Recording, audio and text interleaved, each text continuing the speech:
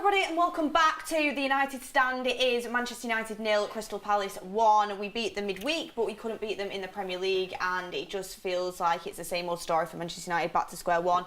4 losses now in the Premier League and 3 wins. More losses than wins. It is alarming, it really is, and we've got a lot to discuss about today's game, even though there wasn't a goal from us. We've got Faz, Kev and Maud here. I mean, it was such a good mood midweek, and now it's just, the mood is absolutely killed, isn't it? But Kev, I'll come to you first. How are you feeling? Do you know what? I'm not as down as what I thought I'd be, because... Did you expect it now? Yeah, I've come to kind of expect it, and I think these players will continue to let you down. I thought we were over this last season. We had that kind of connection with the players, like some Martinez and that coming in, and we looked like a solid kind of unit. And I just think towards the end of the game, the way it went, Crystal Palace shut up shop. It was up to United. The emphasis was on us to go chasing that game. On another day, listen, we could have had a goal, but it's could have, would have, should have. Like I say, we say that all the time. It does, and it's like we're just knocking our head against a brick wall. I think the thing is, it's a reality check more than anything. I think a lot of supporters have built this group of players up to be something that they're not. I don't genuinely think the players are as good as what some people will say. You know, this debate that, how can you even mention like Bruno in a sentence with Kevin De Bruyne? You know, that's laughable. Mbappe with Rashford, there's levels. I'm not just singling them two out. I thought there was poor performances all over the field. Yeah, I get the Mbappe and Rashford one is just ridiculous. I mean, I think Bruno is a top midfielder, but it's... He's lost his way, hasn't he? It's, you know, when you're looking for a captain's performance, somebody to lead the troops and go in search of that equaliser, and it's just not happening. It wasn't good today, and that's the thing. It's too many bad games for these players, and it's just there's questions that do need to be asked. I mean, Faz, you're absolutely fuming, but I mean, what is to blame today? Is Erik ten Hag to blame for not having the correct identity, not having a plan B? It doesn't even feel like we have a plan A, to be honest. Or the players, is it their issue? Why is it not working? There are players on the pitch today that came second in the Premier League with Jose Mourinho and Ole Gunnar Solskjaer in their second season. Both of those managers came second with Manchester United in their second season. And Erik ten Hag, whether he's been backed or not, whether he's had the players or not, money's been spent, he's got players that he wanted. And we're sitting at, what, 10th? Andre Onana's conceded 15 goals in 8 games. Whether we like it or not, things are not going well. Questions have to be asked. Why is it? Only Luke Shaw and Martin is probably the main 2 players that were missing from the squad, because people didn't want Anthony in the squad anyways. People said Anthony's not good enough for Manchester United, Anthony's this, that, so let's count him out. Only Luke Shaw and Martinez were missing today. Varane is there, no Maguire, no Fred, no Ronaldo, no David De Gea, no Van der Beek, no McTominay. So who's next now? We're going to crucify Rashford next. After Rashford, we're going to crucify Bruno next. Because we crucify the players every season. But the fact is, we're losing the game, and he's brought on Harry Maguire on the pitch. And funny enough, the whole of the stadium started emptying out when Harry Maguire that pass in the end. The stadium just evaporated everybody from the stadium. Just summed him up, that. Yeah. And I'm not criticising Harry. No, nothing against Harry. He had a fantastic game midweek. But what is he doing mid-game? What is he doing during the game? What is this man? And the people, the fans, the thousands and thousands of fans sit there typing on their keyboard. Faz wants the manager out. Oh, he's critiquing the manager. Well, what now? You guys comment down below. Are you manager in or out? Because you can't blame me if I sit there and I don't see the process. I asked you in the build-up show, what percentage are we better off compared to Palace? You said Palace are significantly better off. I said, well, Beth, I think Palace are going to score 1 goal. Did I not? I said, we're significantly better off, so we should still score 3 goals. I said Manchester United are going to concede from a set play. I think everyone could see that. I did a preview with a Palace fan on their channel the other day, and he said, where do you think United can be got at? Where do you think Palace can get joy out of United? And I said, probably off a set piece. You can see it from a mile away. And we're still poor at them. It's so frustrating. Sean Thomas said, wonder how we'll blame McTominay today. Josie Finch says, we are on pace to lose 21 games. Wow. Yeah, Chris Gilbert says, time to admit we are a mid-table cup team this year. I mean, I just... That's what I said the earlier. standards are just so... Yeah, we're so not low as good as probably what we thought we were. I said it last season, we overachieved. You know, finishing in the top 4 and winning a Carabao Cup in Ten Hag's first season, and it's all unravelling now. The players are not as good as what some people think. Let me ask you this question, Kev. Yeah. And Maud and Beth and everybody watching. Next season out of Europe, will you take it? No Euro. Out of Europe, no. Yeah, no Euro. No way. Absolutely. Why? Because that's our expectation. Standards, right? Should be for Standards, every season. expectation. Well, what is going on now? Let me tell you this. I'll give you an option. Manchester United, no Europe next season. Eric Ten Hag has 1 game a week, the odd cup run, maybe gets out the FA Cup, so just Carabao and Premier League next season, and to really knuckle down and implement his football. Because we're not a possession-based team at all. We're a counter-attacking team. That's the type of players we have. I got that. Right? That's the type. If you want the manager to really work and you want to back him, let's play out of Europe then. I don't want to play out of Europe. Well then let's hold this. I'd rather play out of Europe than play in the Europa League. I'm not joking. I can't stand that competition. I hate the theme music. Yeah, I can't stand that competition. But it's just, we're going to have to dive more into it, obviously, into depth with everyone here. And everyone get your comments in as well. Ambient Field says, when are we going to point fingers at Benny McCarthy? What is he doing with Eric Ten Hag's team? And Sean Turner says, everyone got me excited about the game midweek. Players like Mount just don't work in this team. And I believe the Glazers, but Ten Hag in-game management is shocking. I thought Mount was one of our better players today, if I'm being honest. Like, he was better than Bruno today. Yeah. He was better than Bruno. It's like, don't point the finger just at one player. Like you said, it is a team collective thing. Chinoso says, why are we dropping players that play well? That's a question that needs to be asked. I mean, Mods, a lot of people are saying you don't change a winning team, and the players that played deserved to play again. I mean, Hannibal's played 2 games, and we've won them both. I was literally going to say, the game that's just gone, I spoke about how players like Hannibal, players like Garnacho, when they're putting in good performances, as a reward for putting in a good performance, you want to keep that adrenaline, you want to keep the momentum going, so you want to play these kind of players because they're putting in more of an effort than some of the players that usually start. So why is someone like Hannibal, again I said this about people thinking that Hannibal's too young to start, he didn't even come on the pitch today, which is crazy. The 2 games that he's had, how well he's performed, to not even let him start, not even give him a minute, makes no sense. And we talk about Ten Hag's plan A and plan B and how he always sticks to his plan A regardless, even if it's not working. Today we had, 80% possession? Something crazy like that. And like you said, we don't even play possession football, so us having that possession, it shows that that's clearly not our style of football. We're not going to score. The chance that we had, our final third decision-making was horrible. Our crosses were going everywhere. There are certain times where players supposed to be shooting and they're not shooting. It's like, Ten Hag needs to find a way to forget plan A, forget what you decide to come into the game with, because it's clearly not working. We've been playing for 60, 70 minutes, it's not working. Bring on the subs bring on the players that have performed well for United, like Garnacho, who did come on, or like Hannibal, and let's change it up and let's see if we can go back to how we played on Tuesday and see if we can actually try and bring the game back and try to do something different. I thought when Martial came on, I thought he was better than Hoyland. I thought Hoyland had a really quiet game today, and to me, I've always been a fan of Hoyland. I thought, you know what, let's give him some time. He came back off an injury, so I thought, you know, let's get him more experience into Premier League football. He was quiet. If someone's quiet like that, let's change him up. Let's bring in someone different. Let's change up the formation. Let's try and play 2 strikers, or let's try and play something else. But Ten Hag, there's just no service for Hoyland. We could have played Haaland up front today. It would have made no difference at all, because we do not play to that striker's strengths. I do think he had one chance he had to score, personally. Towards the end of the game, he landed in the box and he should have scored it. But he's a young player that shouldn't be starting striker for Manchester United, 20 years old. The expectations are way too high. I said this at the start, we're pinning our hopes big time on this young kid and expecting 21 games that season. That makes no sense to me. Back to your point anyway, players like Hannibal, players like Garnacho, I feel like Martial had a good game last game. Let these guys, at least if they've got that momentum, let's keep it. Let's keep the momentum. You can still play your system with these players. So why can't we carry and let them start? Well, they should be in on merit. If you perform well, you should stay in the team. It makes no sense. And this is what ended Ole Gunnar Solskjaer favourites, having these players in the team that he kept trying to shoehorn in. The likes of Pogba and that, it never really worked, but he stuck with them. But it never went down to who previously played well stays in the team. That's how it should be.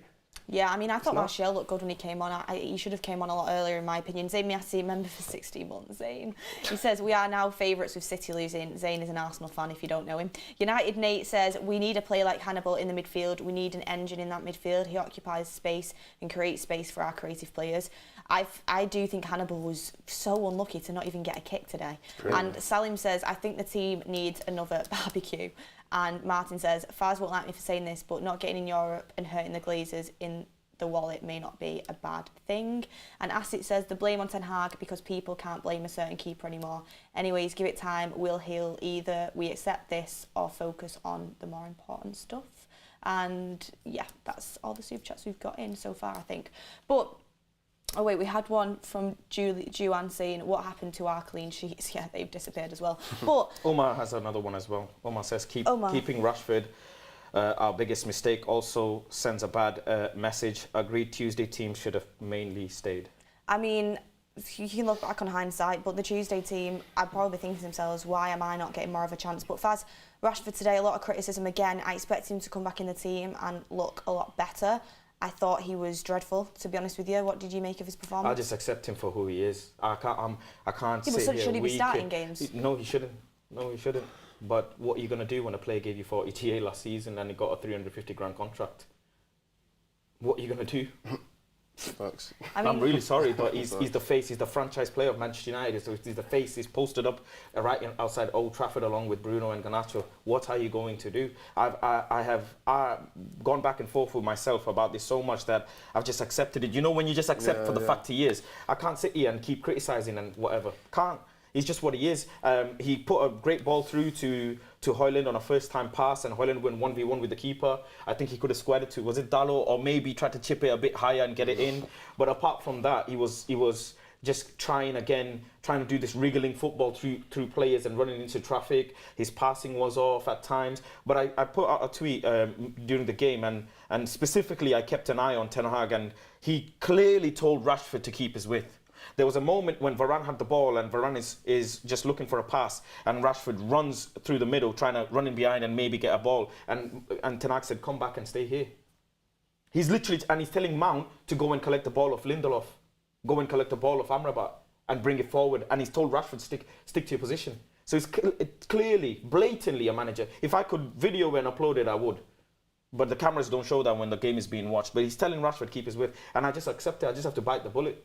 He's diabolical. Manchester United, he's the worst player, whatever you want to call him. Whatever you want. But the fact is, Man United won't sell him. I mean, it's not about, I don't think it's about being as drastic as selling him. It's just the fact is, but it is though. We want to play possession-based football. He's not. He doesn't need selling. He's in a bad vein of form. What he needs to be is dropped. But when has he ever been good for the team? In a better form, because if this is the type of football we want to play, it's never going to work with him because he's pace and power. He's just going to cut in and shoot. That's all he's ever going to do. Did he play good football last season? 40 GA says otherwise. Or did United play good football? Good enough to come third. So was it good?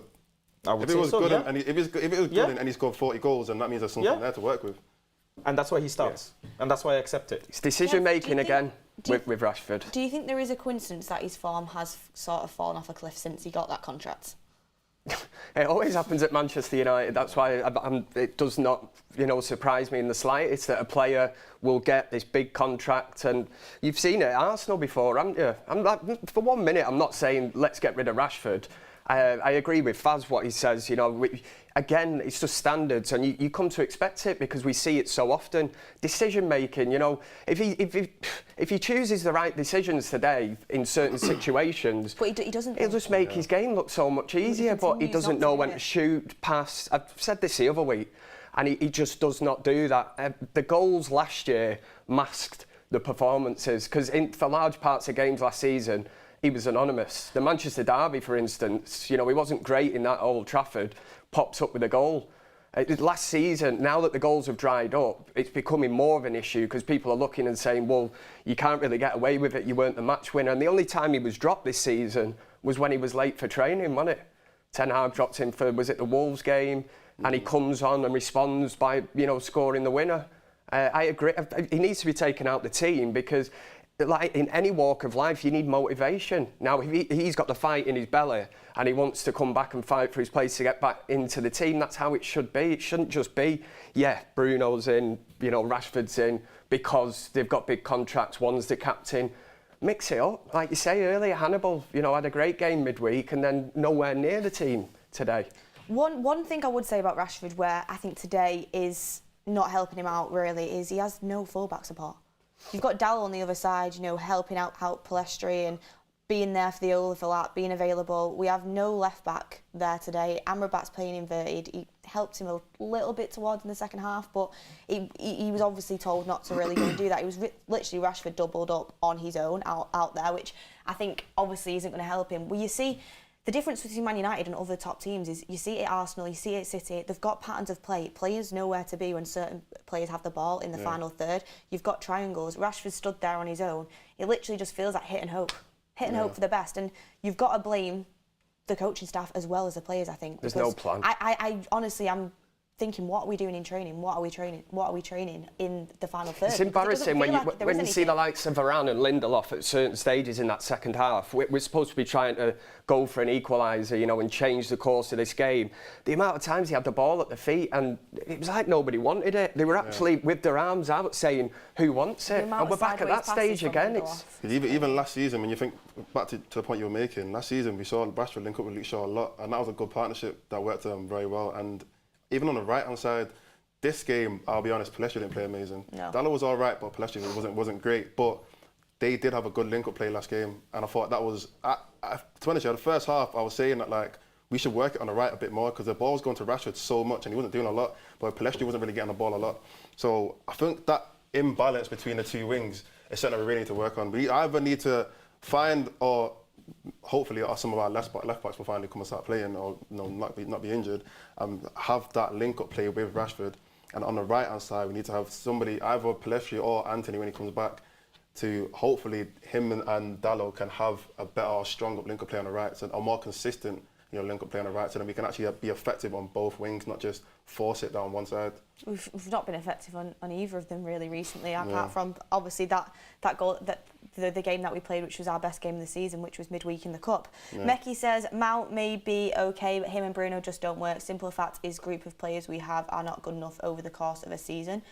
I don't think today you can say Mount and Bruno didn't work because we did control the game, we just couldn't score. Yeah. It's not as if it was but that's the aim of the game. It's not as if we were defensively weak though with them in the team.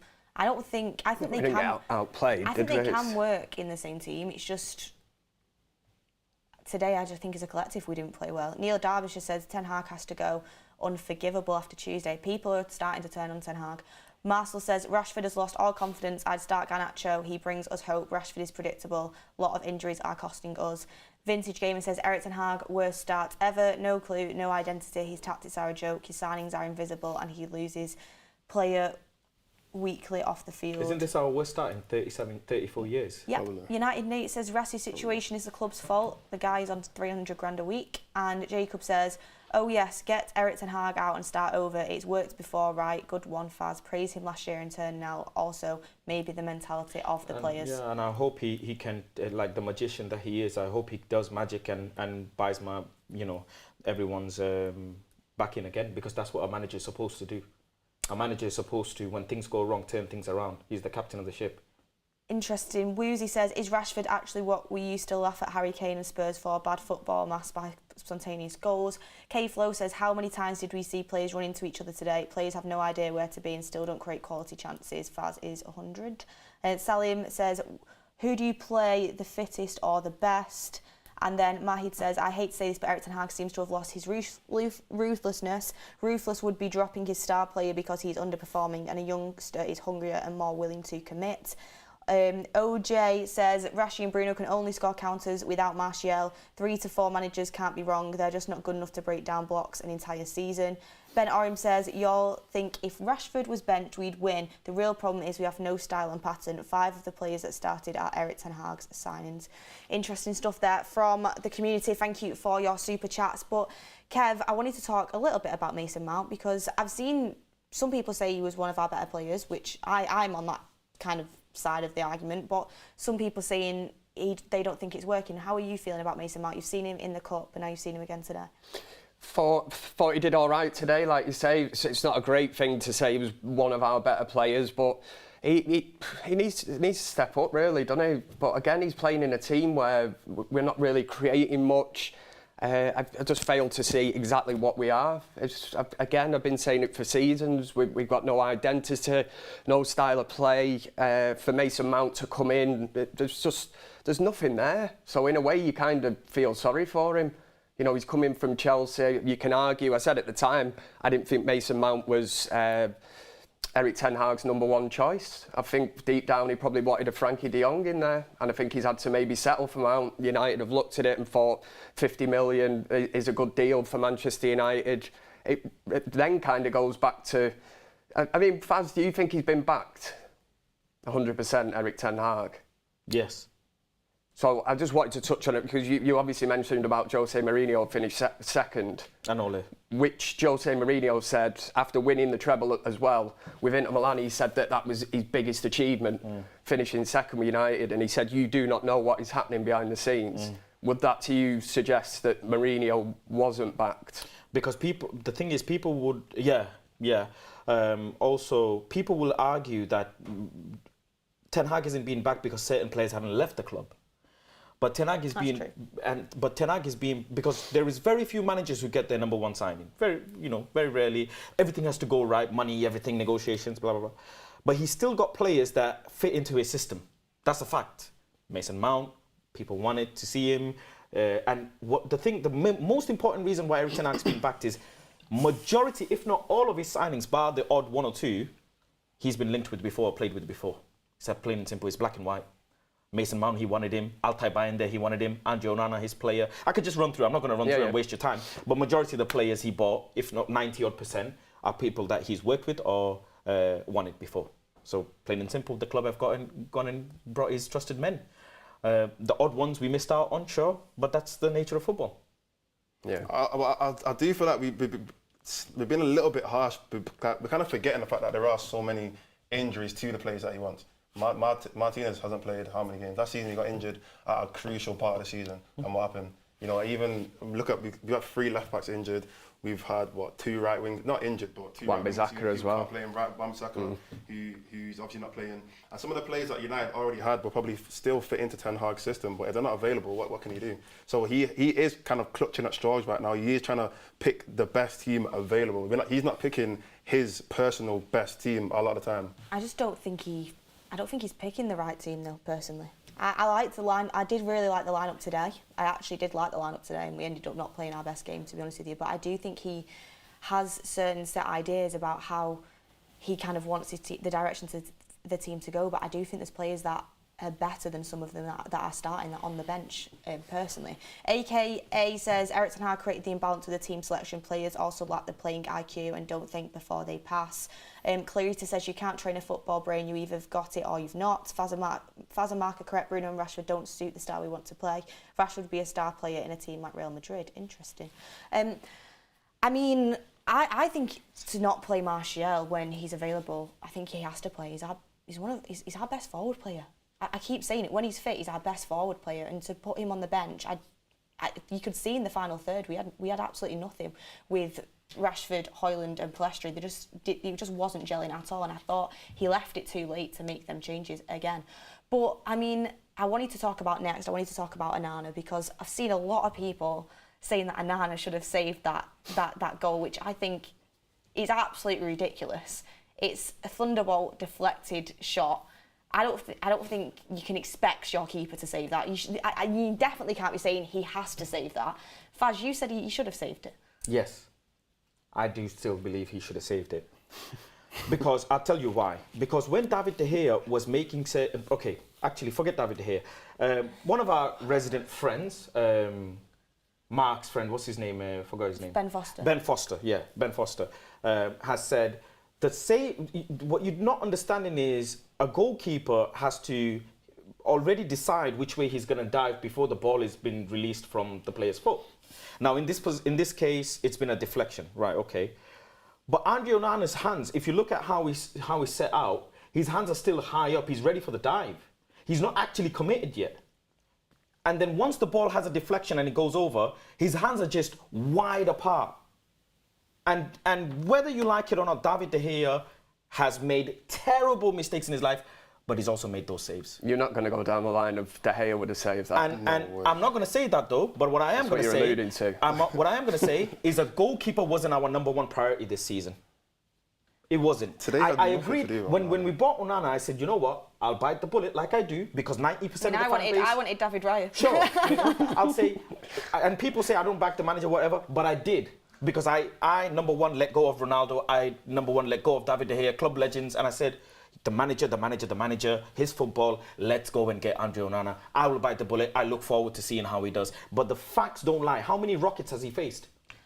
Has he faced 15 rockets? Because that's how many goals he's conceded. I don't think you can blame him for that today. Okay, but how many? It's incredibly harsh. Well, you can't blame for previous goals. There's no way you can be sat there saying Onana has to save that. The Bayern Munich one. No other keeper in the league, if that goal goes in, they say, oh, we should have saved that. Yeah. No other keeper in the league you say that to. I don't see that Onana's at fault for it anyway. You could argue, where's the defender to close down the shot? Why has he got the room to... The same thing happened at Arsenal with Declan Rice. Why is a player from a set piece able to take a shot inside the box? Time to bring it down and shoot. Yeah. You shouldn't have that kind of time. You know what's weird? How come Onana wasn't making line-breaking passes today then?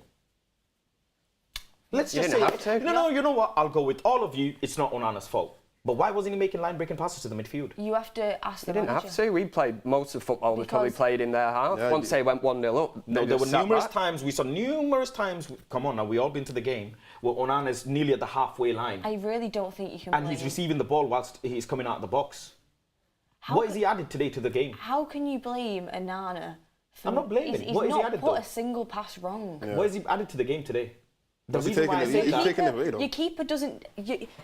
Onana's job is to stop shots, which the goal that we did concede, personally for me, I don't think can be expecting your keeper to save it. So you have to stop shots.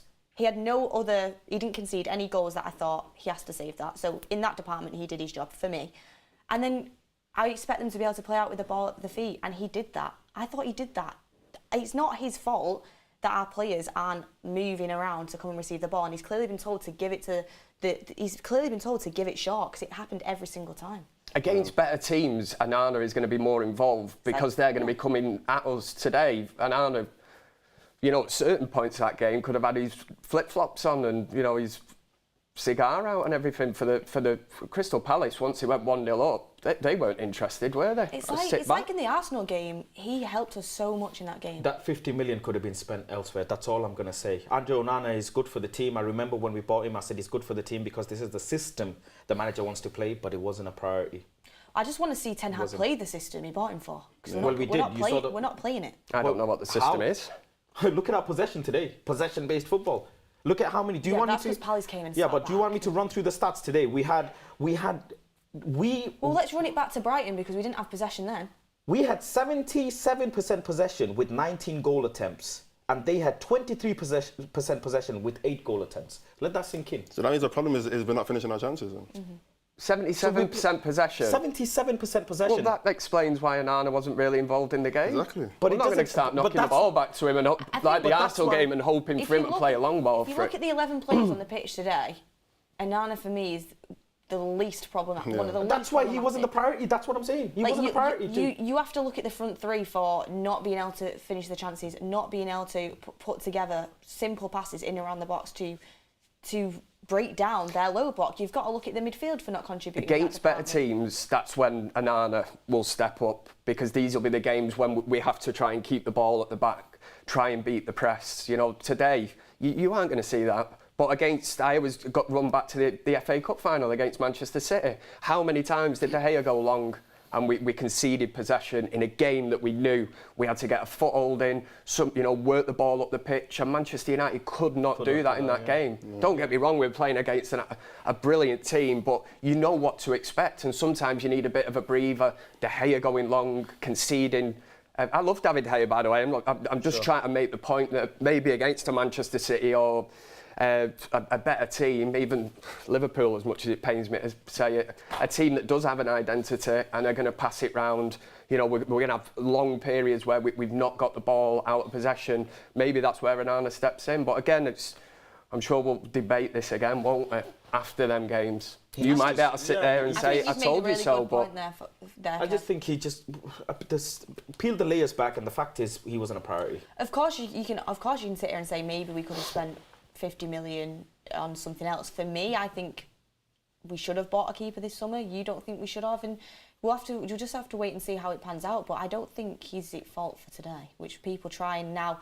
Anytime something goes wrong, every single time he concedes a goal, you have people saying, we never should have got rid of De Gea. The manager's decision was to get rid of De Gea and to bring in a new keeper, and we've just kind of got to deal with that and back him, in my opinion, not blame him for stuff the Bayern Munich one, absolutely. That was a howler. And he held his hands up. Howler, and he deserves to be held accountable for that. But that one today, that one today, come on. incredibly harsh to lay blame at Onana's door. Kate Flo says, preach Faz, we buy Onana and don't even play the way everyone expects, so what was the point of Onana? We still play deep. Onana did play some pointless long balls and we lost possession a few times. Jacob says, back the manager, but it goes bad and you abandon ship. Faz is just going to get Erik ten Hag and the players he bought. Didn't finish the chances. Wazza says, get off Onana's back. Today's game is down to our attack being woeful and bad selection and subs. Glazers out. Umar says, agreed with one of the previous super chats. If this was Pep, would he be much more ruthless with Rashford? Rashford's minutes clause in his contract. I don't think he has a minutes clause in his contract, but who knows. Mahid says, buying Onana this season was a mistake. We broke up our defence and had a ball-playing goalkeeper when we needed more in other positions. We got him too early. Getting him next season would have been better. I think it's the timing of it as well, though, because De Gea's contract was ending. You would have had to give him a new contract. It was legendary. Says, been saying about Bruno and Rashford for years, just goals and assists here and there is not good for an attacking style of play. They are not interested in working and being in the correct positions. I mean, Kev, I'll bring you this one. Do you think there's a chance Rashford does get dropped? Because we did see him get subbed today. Yeah.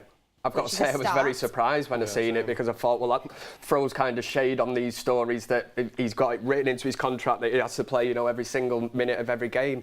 No player is bigger than the club. No player there is untouchable, and certainly none of them are setting the league or Manchester United team on fire. It's very difficult at this minute in time to be picking players purely on merit and saying, he's having a fantastic season. Listen, last season there was so many positives.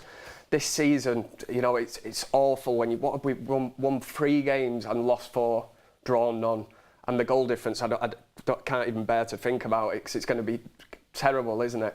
Yeah, I'm We've conceded a lot more than what we've scored.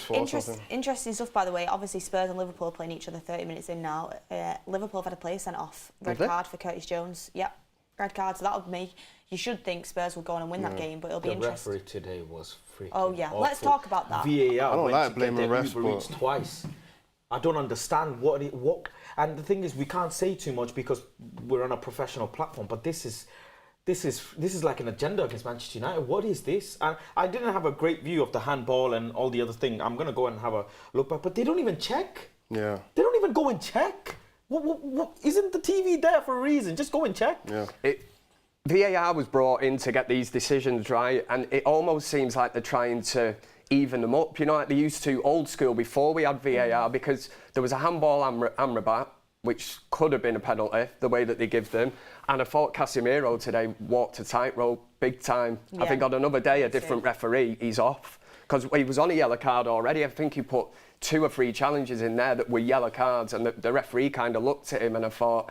So I don't know whether, from a referee's point of view, he's trying to kind of even it up. It shouldn't be like that anymore. The handball rule is still confusing me, because what happened today, in every other game, they're 100% giving that handball. It doesn't make sense. I understand if it's like the ball's come over the top, Rashford's going to cross it, it's hit his hand and be back the way. The ball's flying over the top, he's watching it, he's turning around and it's hit his hand. You can't say, oh, I didn't see it, or da-da-da-da. You've seen the ball come over the top, you know it's coming, and it's hit your hand. So that inconsistency between... we've had a few bad handball calls this season as well, and even I can't remember what game it was where they had a penalty against United where Spurs. I think it was the last game. There was a game recently where they've had a handball against United, and it was the exact same thing that happened. Bayern Munich, and the exact same thing that happened to Garnacho.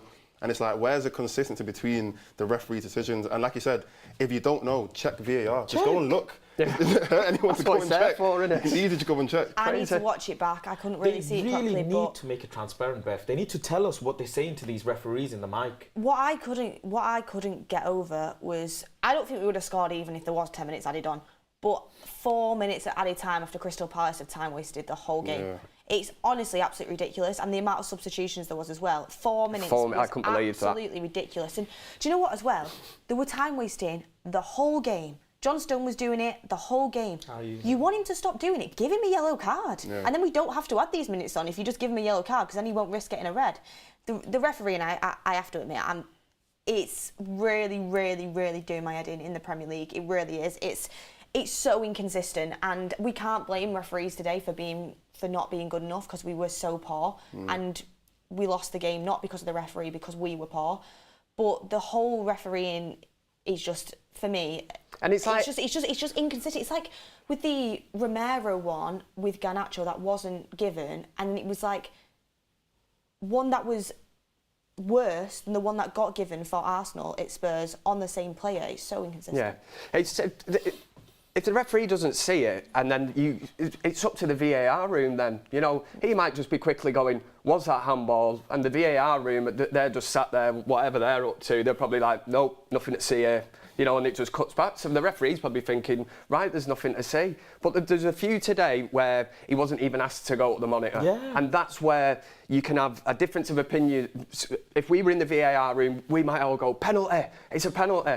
Then you leave it up to the referee. You say, we think this is a penalty. It's up to him then to make his own decision, go to the side of the pitch. And he might overrule it. He might say, I don't think that is a penalty. I'll stick with, you know, my initial decision. But sometimes they need to be called and have a look. That's what it's there for. You know, the funny thing is, there's a programme on TV. Is it on Sky or some channel? Please correct me if I'm wrong, where they have referees analyse decisions and stuff. Yeah, I wonder what they're going to do now. Because against Arsenal and Spurs, I don't know, they didn't analyse it like we expected it to. And now I wonder what they're going to do now. I wonder what the producers of the show are going to tell the people before they go on camera and how they're going to analyse it. The fact is, the referee didn't go and check the TV. That's blatant fact. And we just need to start making some sort of ruckus about this, because it's just not fair. Yeah. It's just not fair. Nick P says, you all forget Ten Hag brought a keeper thinking he was on the verge of implementing his style of play. He didn't do it for a laugh. And Matthew Holman says, the only problem with Onana is that he isn't on the bench. A very divisive topic, this one. Progressive Dad says, we just don't have the players. And Danny on the gas says, Curtis Jones red, foot rolled over the ball and caught Basuma's lower shin. Opinions, I've not seen it because I'm on the forum, but I'll look at it when I finished. Fads says, how are we all managers and coaches suddenly gets dumb every second season? We can see something from Erik ten Hag in his first season. He was making the right subs. Still not convinced entirely on Erik ten Hag. And Nate says, Onana this summer was unnecessary. Ten Hag didn't have the team to utilise him yet. He is not at fault today though, didn't create enough good chances. Yusuf says, forget De Bruyne, Bruno can't even be compared to Odegaard. And Matt says, back from Old Trafford, how poor, can't beat Palace at home. I do think Dave palms that over the bar, but can't play Onana for it too much, as it's a good shot. Thank you for all your super chats, guys, and getting your opinions in. It is, I mean, I think with the fans, we are always looking for someone to blame, something to blame. That's everything at Manchester United. It's just not working, and Erik ten Hag has got to solve this and come up with a solution fast. I mean, Kev, I'm going to get up some stats in a second, but I wanted to ask you: is Ten Hag under pressure now? Like, how much pressure is he under? I don't see it that way. I know at the final whistle today, United fans were booing. You know, that's loud boos. If they paid money, I don't want it to become a regular thing. Obviously, there was the boos the other week with the substitutions, which again, I'm kind of watching that game and thinking, what is he doing? You know, he's sending out the wrong kind of message, bringing Højlund off again in a game that you're chasing. So, listen, fans pay good money, they go. Booing is not really something I would do, but the pressure will... I've not spoke to many Manchester United fans who are like fully Ten Hag out at this moment in time. I think it's far too early in the season. I always thought it was going to take a few seasons just to get this squad, the squad depth. I mean, look at the substitutions today. We're bringing on Harry Maguire, man. You know, we're bringing on Harry Maguire, Christian Eriksen, Van der Beek. Eriksen was shocking when he came on. You know, Eriksen, I like Eriksen, but again, he's going to slow things down. And it does go back to that old thing. We've sat on this, the last show that I was on, and we were talking about Casemiro, question marks about him. But we could blatantly see that he needs legs in and around him. And then Casemiro's all right. So when Hannibal was there, midweek, Casemiro, you know, puts in a great game and looks back to his usual self. But then today, again, you take out that little piece of the jigsaw, you know, and Casemiro looked exposed on a number of occasions today, I thought, in the midfield. Yeah, I thought we actually kept hold of the ball decently. We just didn't create anything. Again, it was just like hit and hope for the best. That's literally how it looks, and that is not good enough for a team like Manchester United. You need a proper style implemented and tactics and coaching. And I'm not saying that Erik ten Hag isn't doing that, but I just don't know. Is it not processing to the players? Are the players not understanding what he's trying to do? What is happening in training? I would love to know, especially off set pieces as well. Here's one for you. Why is Bruno on set pieces when Mount's better at set pieces?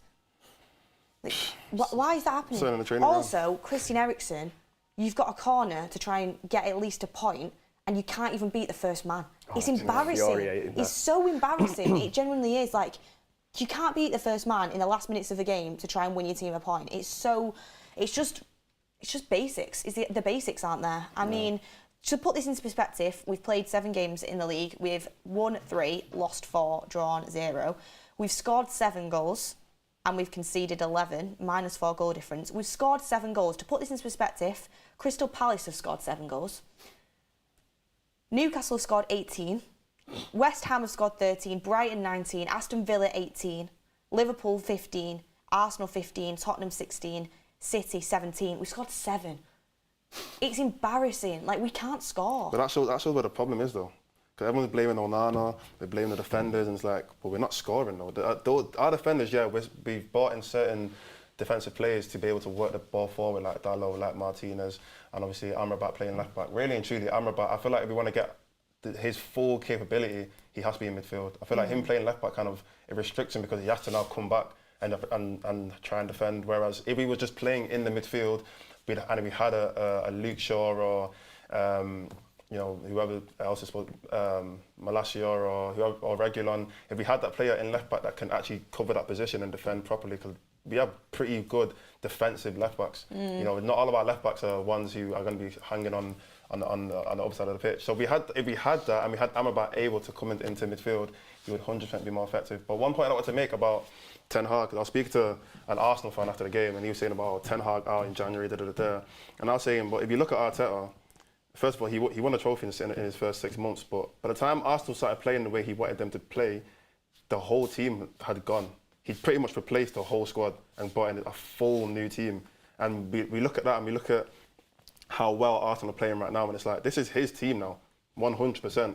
As in, like, yeah, they've got a few injuries recently, but last season they were playing with a full team. Look at Klopp, he was playing with a full team, and that's when they really got judged on what they were capable of. I feel like until Ten Hag is able to fully get out all the players that are just wasted and you know, like the Harry Maguires and McTominays and whatnot, and he is playing with a full squad without regular injuries, then that's when we can say whether Ten Hag really is here to stay and here to win trophies or not. Yeah, I'm with you on that one. I am with you. I think people do expect everything straight away. In Man United, obviously there's so much pressure to get results, and our standards have to be high, and they have to be higher, but I'm with you. I think Erik ten Hag needs time. He's had some...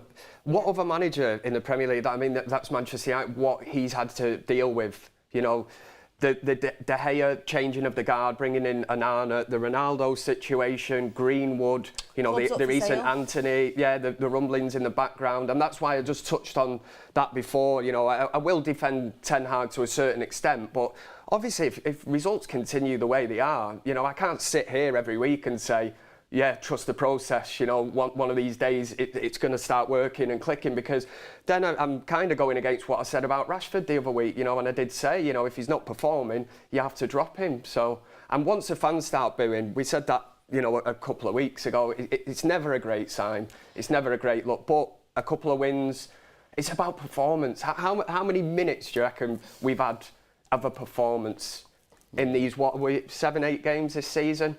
20 where we minutes played in the Brighton game and a full game. We've not even had a full in the 90 cup. minutes. We did in the cup. Yeah, I mean in the league. Oh, in the league, yeah.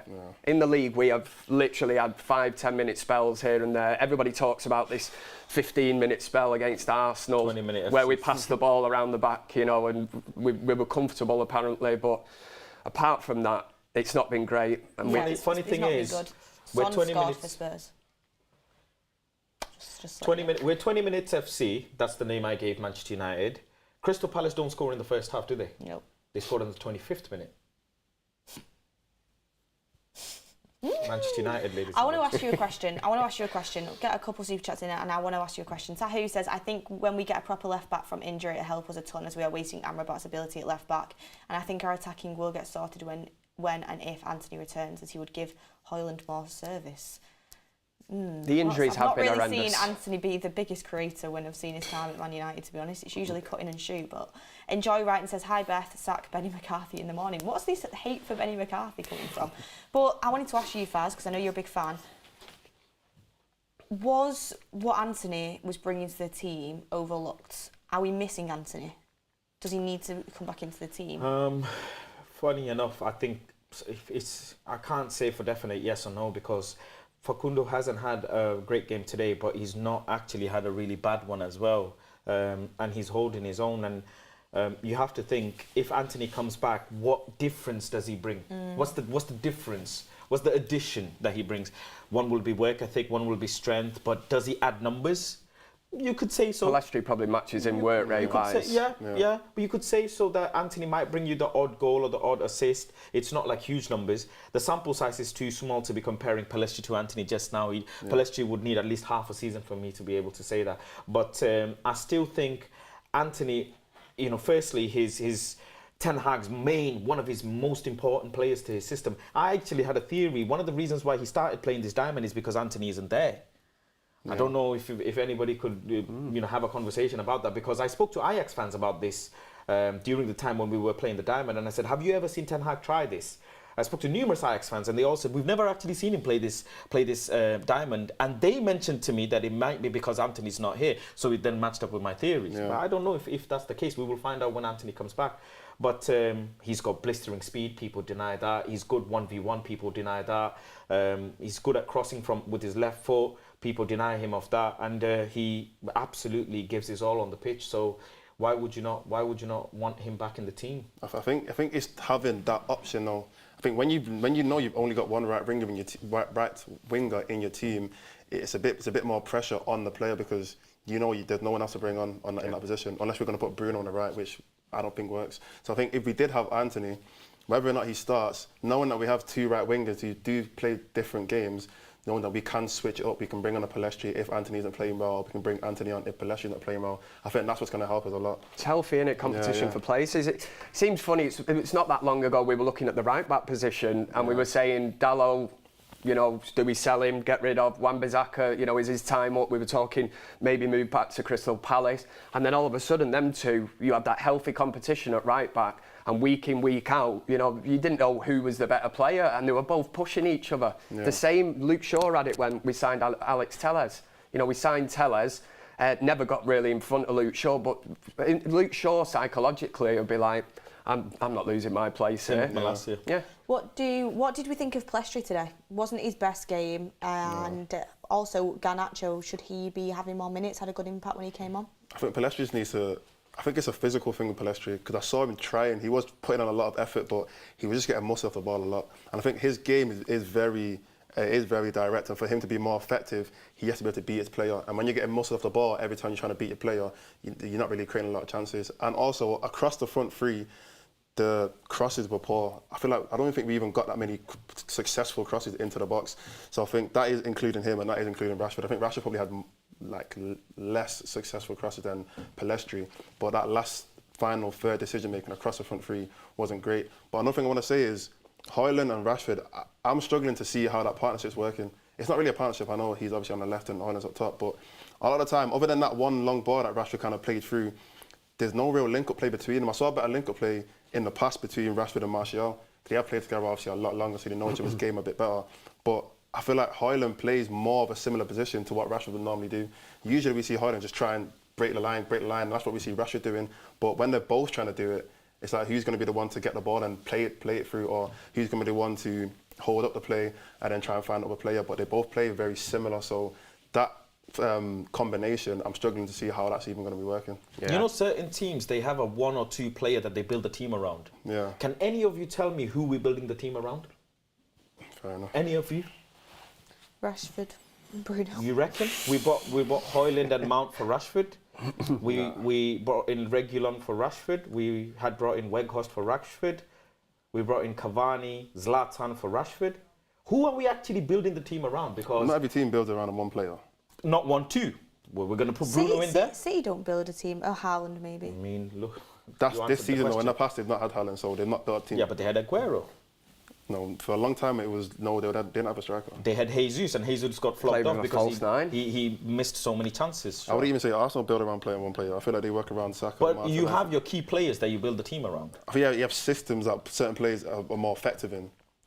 For example, Salah and Mane, I wouldn't say they built it just for those players, but the system suited them so well, they were just the most effective players on the pitch. But if it wasn't for every other player who was making it more effective, then it wouldn't have worked. I feel like our team, we don't have the players to make it effective, which means the players who are supposed to be our go-to players, like a Rashford, they're not really getting, I wouldn't even say they're not getting it, but they're not being put to their full capabilities because the whole team isn't working around and making it work. So basically, what you're trying to get at here is we're trying to build a team around Rashford and Bruno, and it's not good enough. Yeah, because Bruno got a contract before the manager did. I mean, Bruno. Yeah. Luke Shaw got a contract and the manager didn't know about it. Bruno absolutely is an important player to his team. He's the captain, Yeah. so obviously you're going to build around a captain. Yeah. And I think he's a really important player for us. But it's just, the thing is, even if we are missing players or certain players don't play particularly well, we still should be able to beat Palace with the team that got put out. There's no excuses for it. There isn't any excuses for it. And this season, we've been unlucky with VAR decisions. We've been unlucky in certain situations.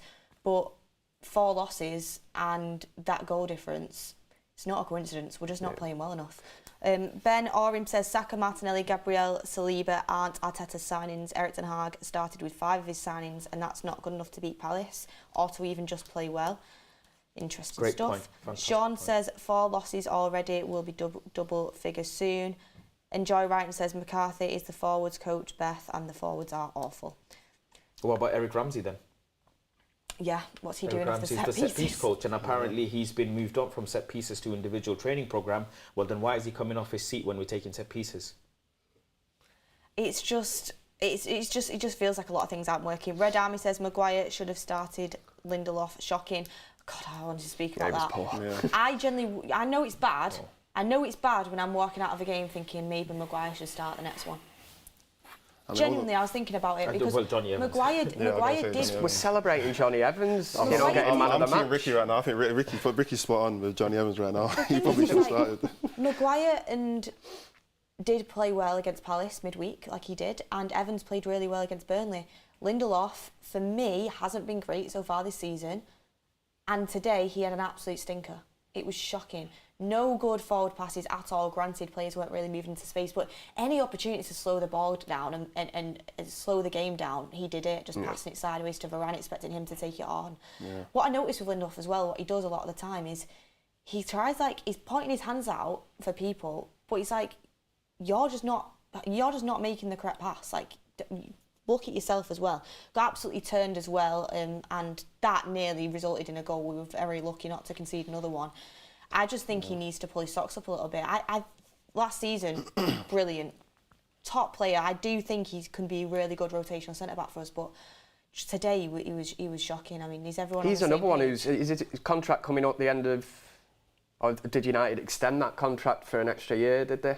I don't know when. I just always, and I'm being a bit sceptical, but I remember at the end of last season, when players step up and start playing well, and then you hear they've got a year left on the contract, you think, that makes sense. I can see what's happening here. Yeah, it used to be the curse of the contract, didn't it? At Manchester United, we give these big contracts out like Rashford, Bruno, or whatever, and then it goes to pot. But maybe it's the curse of the captaincy now. I do think we will miss Martinez's progression so much for sure. without him in the team. Big time. Anthony Tracy says rival meltdowns last year masked our lack of goals. I use ChatGPT says we would have lost 3-0 with Maguire. I mean, Maguire's obviously not the answer, but Lindelof for Funny me enough, we would have lost, but we ended up winning 3-0 with Maguire. Exactly. I mean, it's different stuff. I mean, going into the next game, what changes would you guys make? Maud, I'll come to you. Would you make changes to the starting 11? Yeah, I would. How would I even start? Well, depending on who's back, I'm hoping Reguilon is not too serious, which I don't think it is. Apparently, he won't be back for next game. Won't be back for next game? No. Well, I guess Amrabat's still left back then. Not getting the contract then, is he? But yeah, I want to see Hannibal play that game 100%. I feel like I'd probably replace him. Even though Mount did have a good game, I would replace him with Mount. I just feel like he occupies a lot of the space better, and I feel like he provides that legs next to Casemiro that he really needs. And then going forward, there isn't many options, but I would start Martial. And I was just going to say, front three wise, yeah, I'll start who would you be looking Martial. at? 100% I'll start Martial. I think he's put in good enough performance. Yeah. I think he's put in good enough performances to warrant. Finally, he hasn't in the past, but he has finally put in good performances that I can say, he is not injury prone and he's ready to actually start and give 100%. And right and left, I don't want to start Rashford, but I feel like he is, but I don't want to. I'd rather see Garnacho, even if he plays for 50, 60 minutes. Start Garnacho, let him bring energy onto the pitch, and then let Rashford come in and actually prove himself again. Do you know who we're playing? Galatasaray. For the Champions League game? I think about the Premier League. I think about the Premier League. Shouldn't make a difference though. Both games we need to win. Yeah, true. The thing is, you can have your input on this. I think the front three has to change. It really does. I think Rashford has to be dropped, and we see what developed from that. Does he rise above it and say, I'm going to win my place back? Totally agree on Martial being in, but I think I'd play him on the left. Yeah. I'd keep Højlund up front, and then depending where Anthony is, maybe have Anthony on the right-hand side as a front three, but I suppose it depends what's happening there. I don't even know he's going to be available, that's the problem. Yeah, maybe. I would like to. In my head now, I'm just thinking, and as a front three, it could work, it might not, but I do feel like Garnacho's knocking the door though as well. Like, he come on again. But to start a game or... Yeah, that's only probably starting. He's not as I've seen him. Every time I've seen him start, he's not been as effective. That's my only thing with Garnacho. I like him coming on as a sub because he does bring that energy and he does change the game a bit. But starting, he never has the same impact. That's why I preferred Rashford to start. But he is warranting that playing time. It does come to a point, when he gets to a certain age where he's going to need to start games, but he has to prove that. He started in the cup and scored. Yeah.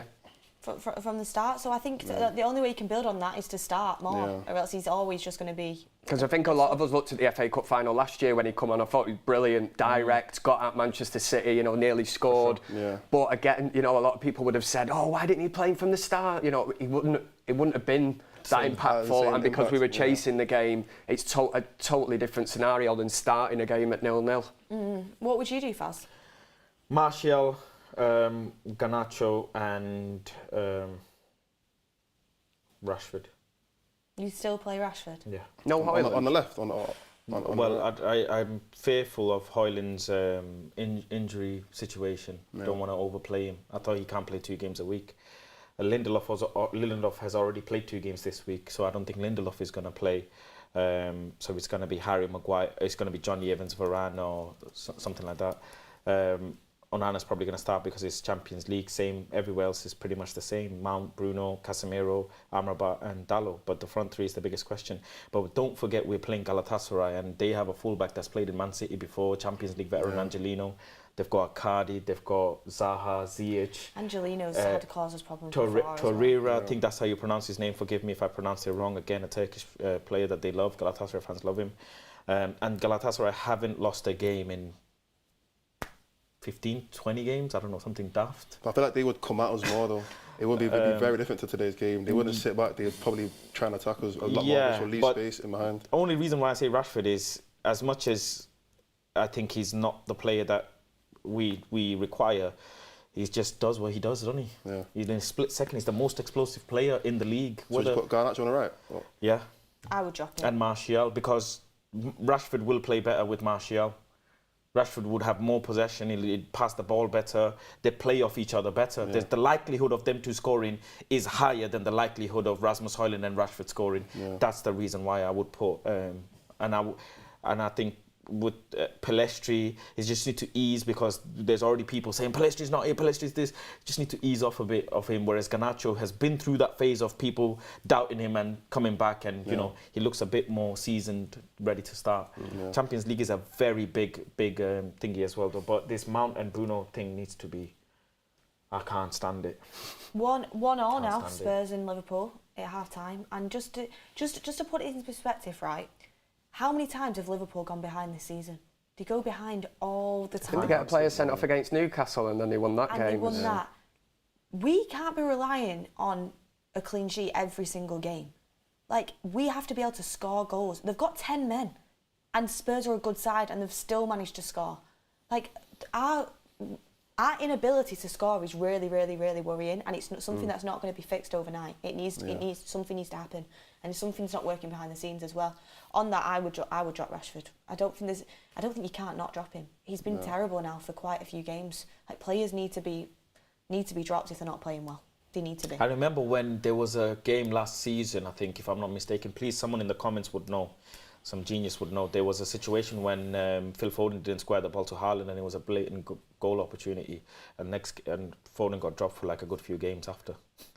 And that's Anthony what Pep Tracy does. says That's if the you message, want isn't a it? style Yeah. Anthony Tracy says if you want a style of play, Rashford has to play 9. Don't agree with that. No Keelan Robinson says high press football doesn't work. What if we change the formation? To what? I just doesn't feel like anything's gonna work. It's so frustrating. But I don't know. I'm not a UFA license holder. next, I just say 4-4-2. next is the Champions League. Galatasaray have to. I keep saying it, must-win game, but Champions League is a competition where actually, you know, we can compete. We need points on the board. We can't compete in the Premier League because that's already gone, genuinely already gone, and even top 4 is going to be a massive struggle if we keep on going the way we are as well. It won't happen. But Champions League, we have to compete in that competition. Are you guys hopeful for Galatasaray? No. I fear them so much. They are not joking. Go and look at they won the league last season. They've got a player like Wilfried Zaha who's got a vendetta against us, doesn't he? Yeah. Icardi is a no-joke striker. Ziyech is a no-joke winger. First touch is impeccable. I fear massively. And their fans are going to be coming here. They're going to be coming here thinking, you know what? This is the perfect time. They just lost to Crystal Palace. Yeah. They're deflated. They're absolutely deflated. Could work both ways, that. Yeah, I mean, Crystal Palace bounced back and they gave the fans what they wanted, right? And we could do the same, but the pressure is more on us than them, obviously. Yeah. They have momentum. Momentum helps the team, but then in other ways is way scary because we've just taken a loss. But I fear them so bad. I mean, Wilfried Zaha is one of my favourite players. I feel like if we still had our home record, I'll be a lot more hopeful. Because at least we have something to go into the game thinking, you know, we've actually proven that even if we're losing a lot away, when we come back home, we're a lot stronger. Now that we've just lost again at home, twice this season now? We lost at home. It was our home form last season, wasn't it? It's gone terrible. So I'm not even as confident anymore as playing at home. It doesn't make a difference to me. But yeah, it's. I honestly can't stand Crystal Palace. They're always such a bogey team for us that we always do so poorly against. But it's been a poor season so far. I'm deflated. How many times I'm deflated big time, to be honest with you. And these players will give up because there's nothing to play for really in the league. As soon as top 4 goes, these players will give up on the manager. And there'll be tougher tests ahead. That's why last week I said, brace yourself, because this team, it will continue to let you down, and that there are bigger beatings along the way. You know, I'm talking, like I said last season, 4s, 5s. We are going to get absolutely pummeled by better teams where we're going to be sat here going, you know, I literally was saying the run of fixtures we've got, we have to win every single one. There's no excuse. And I was saying if we could win all them, maybe there's a possibility we go into the City game. Why do I give myself hope? It's delusion. I live in delusion land, and I'm just not doing it anymore. We lost to Crystal Palace at home. Like, it's so. And that was one that you'd look and go, on paper, Palace should be 3 points. You know, move on to the next we fell at the first I mean, hurdle, haven't we? bless him. He apologized. Ten Hag apologized to the fans as he was going back. Too into right, the you should do, tunnel. because that was horrible. But Casemiro had a funny back and forth with the fan. I don't know if you saw that. I've not seen that. Yeah, he had a funny back and forth with a fan, and the fan was like few seats in front of me, and it was the exact same as Pogba. Remember when Pogba did that? Yeah. Casemiro did the same thing and had a back and forth with the fan. We're like, what do you want me to do? What else can we do? He didn't play great either, though. I think Casemiro was all right. No, he was okay, but it was just it's interesting that players they're feeling the pressure, they're feeling the frustration. You can hear it in the stands. Yeah, though. you can can hear hear it it when in they're the losing the ball and stands. everyone's booing and everyone's the fans. They're not turning against the players, but you can hear that fans are emotional. It's when you're walking out as well, you can hear everyone's conversations that they're having. And where I walk out, people know if you go to Old Trafford, there's them steps up, them steps that get really crowded. So you're stood waiting in these steps, crowd, and you can hear everyone speaking. And there was so many people going in on certain star players, even like Rashford, that the fans usually like love, going in on Ten Hag's tactics, going in on. And that's what makes me laugh. So you're getting Reds like that are talking, and it's coming from the heart, heat of the moment. And we're saying nothing differently on here, but yet we'll get dogs abuse, people going, oh, you're toxic, this, that. People are saying, similar things. We're not saying stuff for effect. We're reacting to what has just happened. And there's nothing great at this moment in time. I passed a group of lads, it makes me laugh anyway, just walking down the road going, we're fucking shit, we're fucking shit. And I've just started laughing. I thought, that just sums it. At least you need your sense of humour, don't you? Anyway, I'm like... It's a totally different ball game Yeah. when you're going to the stadium week in, week out, and you're travelling, watching the team, and you see the performances. The amount of fans that leave the stadium before full-time whistle just speaks volumes in itself. Yeah. And you'll never... with no disrespect, it's just a different feeling when you're in the stadium and watching. There was no hope today. Even when the 4 minutes went up, I never felt like United would equalise. No, it was like and Fergie time and all that has long gone, It's...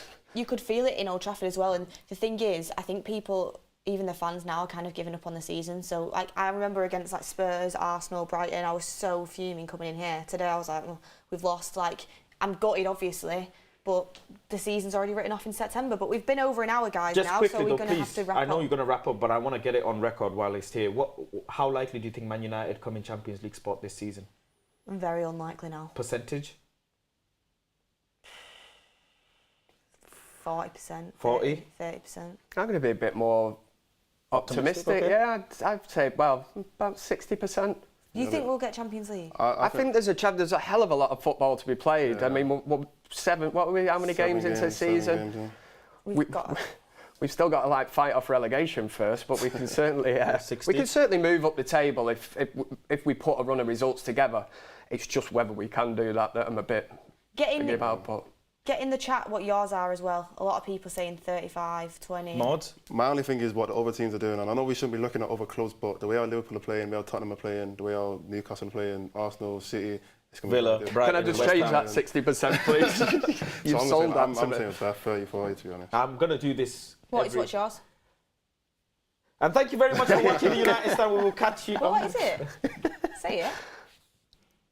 Keep it on Say record. it. You want to We've got be on record? 20%. 20%. Right, okay, guys. As well, as you can see, forgot to mention it earlier, 20%. We've got the shirts on. I've got a sharp number. These were the days, eh? These were the days. And you can get yours at retrofootballkits.co.uk. 15% off site-wide and an extra 10% with the code TUS10. I mean, go and have a shop around. There's other teams on there as well that you can go and have a look at. Authentic, genuine kits. You can shop yours there. But everyone, thank you for joining us for the forum, therapy forum. I'm feeling better leaving here now.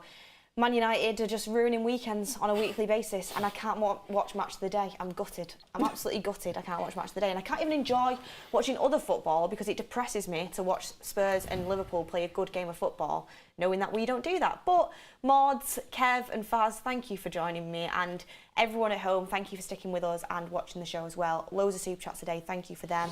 Make sure you hit a like on the video, please, and yeah, don't let Man United ruin your weekend, everyone. It feels like I keep saying that now, but enjoy the rest of your day, and hopefully we can bounce back against Galatasaray. But yeah, see you later, everyone.